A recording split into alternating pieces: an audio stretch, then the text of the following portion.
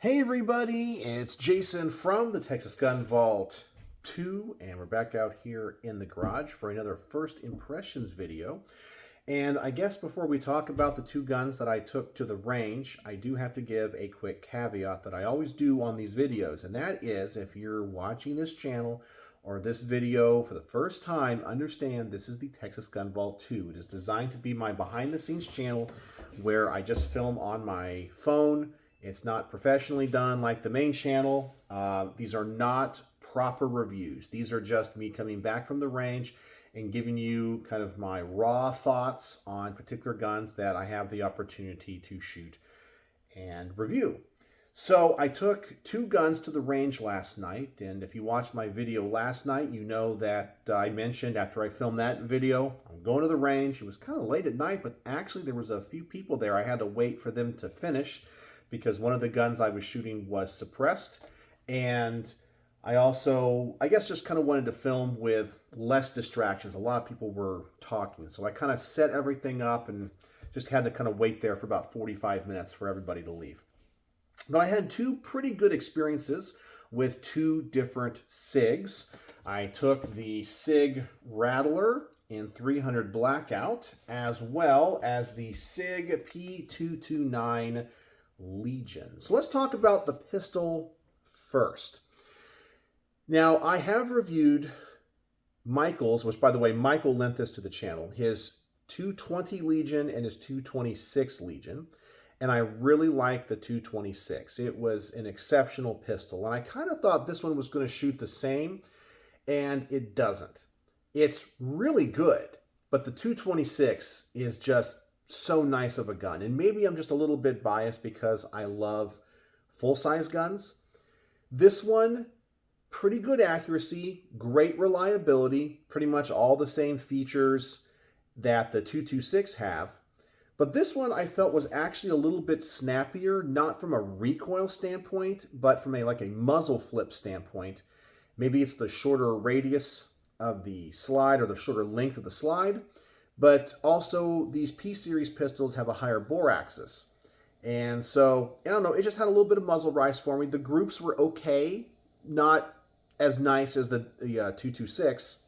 But overall, it was a great shooting experience. I think the only issue I really had with it is the fact that the slide stop and the safety are right next to each other. The safety is a little bit extended, so reaching the slide stop can be a little bit difficult. It's just in an odd place, and I kind of feel like it needs to be up further forward to reach it. Because here, if you move your thumb right where that slide stop is, it rubs on that safety, so you really can't use it effectively. The trigger in this gun is really nice. You kind of want to run it fast. And that also might be why the groups were not as good as they were on the 226. And I haven't measured this trigger yet, so I'm curious to get the data on that. But you start running this and you're like, man, this is a really, really nice trigger. And then I realized at the range and when I was reviewing the footage, my tempo kind of increases and accelerates throughout the magazine. I'm like, yeah, I got this. Let's go. Boom, boom, boom, boom, boom, boom, boom. And I probably, on the tests where I should be shooting a little bit slower, I got a little bit faster with this. But overall, really good. It shoots a little bit low just because it's a Sig, and once I adjusted it for the combat hold or the combat sights, it was right on. Really easy gun to shoot. I like it a lot. Just not as nice as the 226 Legion, but it's still a very, very good gun. It's going to get high marks, but I am going to tell people in the video that if you are looking at the Legion series and you can only pick one, I might go with the 226. That would just be my personal opinion. So, good pistol.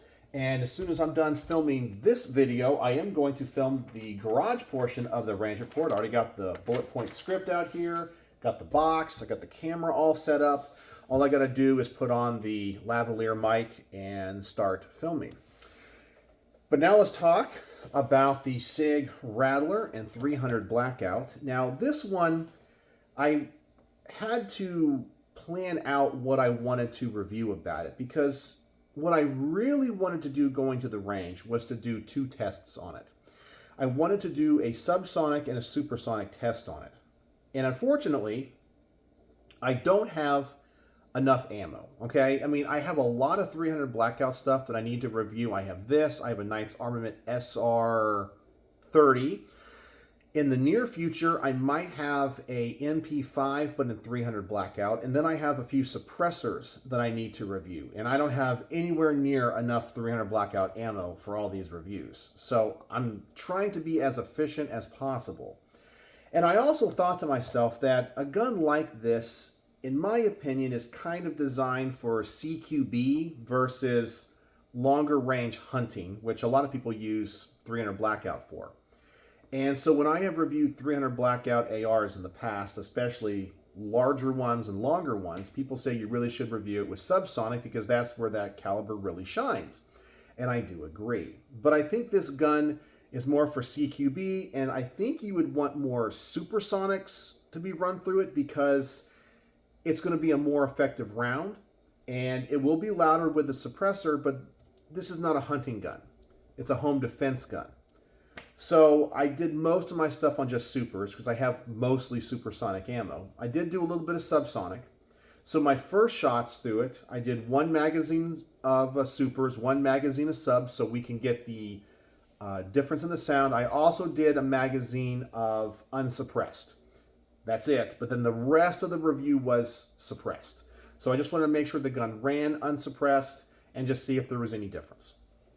Then the other issue I had with subsonic ammunition is when I did my magazine dump test, which I decided that the way I wanted to test this gun was to take all 4 or 5 different ammo types that I had. I had like 2 or 3 supersonic types and 2 subsonic types. And I kind of mixed them all up in a bag for 30 rounds. And then when I shot it as fast as I could, I would just wanted to make sure that the gun would run efficiently and effectively with mixed ammo. As I said, I look at this as more of a CQB. And what I discovered there is in general, this gun likes to run lighter loads. So obviously supersonic ammo, I had no issue. The lighter subsonic projectiles ran pretty good. The heavier ones, short stroke. So I think I had 3 or 4 rounds of the heaviest subsonic ammo, and those were the ones that stopped the gun in the mag test or the mag dump test. But all of the other tests, everything ran fine. I know this has an adjustable gas block, but I also chose to run this gun wide open, where it was set for the most open setting, mainly because I wanted the gun to run efficiently. I didn't want to have to be adjusting this constantly because I do some subsonic tests in the review. I didn't want to be fiddling with this. And I also felt like if you were going to use this for home defense or CQB, most likely you would want to run it as open as possible so it would run the most effective. You don't want stoppages. I didn't want to like fine tune the gas block because then I'll be spending more time trying to tweak that than just running the gun. So I kind of ran it wide open. When I ran this gun unsuppressed, and I'm trying to think, it was just unsuppressed. No gas issues whatsoever. Now this is a short stroke gas piston system, but I had no gas back here in the rear of the firearm, and that's because the piston keeps almost everything out here. Once I put on this suppressor, I was very surprised with how much gas I was getting through the ejection port. And that gas can only come through the barrel, and I was getting the same issues both on super and subsonic ammunition. So I was kind of surprised with how gassy this gun is with a suppressor. But some people are going to say it's because you're running that wide open. Well, that is a fair point, but also, as I said, I didn't want to have to be fiddling with this and going, okay, so for this I'll do that. I just wanted the gun to run, and I wanted to get kind of a baseline, and I just wanted it to have as much gas as possible so it would run. And even wide open, the gun does not run heavy, meaning like it's a very light gun to shoot. It's very maneuverable. I do like the balance of this gun, even though I don't like its size. In general, when it comes to 300 blackout, I kind of prefer longer barrels than this. Probably, I don't know what this is. This is probably 6 or 7 inches. I kind of prefer 10 to 11 inches. I just feel like the guns are better balanced. I think you get more out of the projectiles and the ballistics because the powder has longer to burn. But I've also never liked the aesthetics of the Rattlers. I've always kind of felt like the front of these guns are just kind of blocky. Now, with the suppressor on it, it doesn't look all that bad. But if I take this suppressor off, now granted, I don't have a muzzle device on it, but do you kind of see how blocky that is? I think that's kind of weird. And the MCXs in general, I think, are very attractive guns, except for the Rattler. And even the Rattler MPX, it's just never had the right look for me. But that's just going to be an aesthetic choice. I know that some people are going to absolutely love that. And I do have to say, if you're running it with a suppressor like this, it looks pretty good. So that's a very, qualitative thing. This is the personal preference. But overall, this thing shot well. It was not a tack driver. I definitely think the philosophy of use of this gun would be home defense, CQB, maybe if you're doing like a sub-gun competition or something like that. Runs great. No issues. It was a lot of fun. It was a lot of fun. It wasn't the best 300 blackout I've ever shot. It wasn't my favorite version of the MCX I've ever shot, but it ran well. No hiccups with the exception of the heaviest of subsonic 300 blackout. In general, it was accurate, consistent, a little bit on the gassy side suppressed, but it is what it is. It ran pretty good. So both of these were not the greatest experiences ever, but they were not bad. I think I'm going to give them both really, really nice ratings. Not 5 out of 5 stars, but overall, both really good. So there you go. That's my first impressions on the Sig P229 Legion and the Sig Rattler in 300 blackout.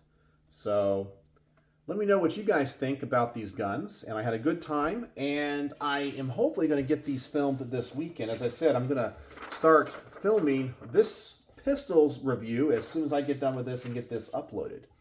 And then I'll edit the footage for that later and prepare for that and get that done. And then tomorrow I have dedicated myself to trying to get through some of the product reviews. Some of them I can do in one day, like the flashlights and things. The red dots, I'll have to do the introduction, the unboxing, the specs here in the workbench, and then I'll mount them to a rifle or whatever, or a pistol, I think in one case, because it's like a pistol-mounted red dot. And then I'll have to go to the range and review them over there. So those take a little bit longer. But anyway, let me know what you guys think in the comment section below. And because I reviewed 2 Sigs today, the word of the day is Sig. Sig is the word of the day. And 2 more cool guns from that company. So let me know what you think in the comment section below. And I also am curious what you guys think about the concept of a gun like the Sig Rattler. Is this thing too short for you? And what do you think about the boxiness on the front of this gun? It's not my favorite, but I don't know. You guys may love it. So, as always, thanks for watching.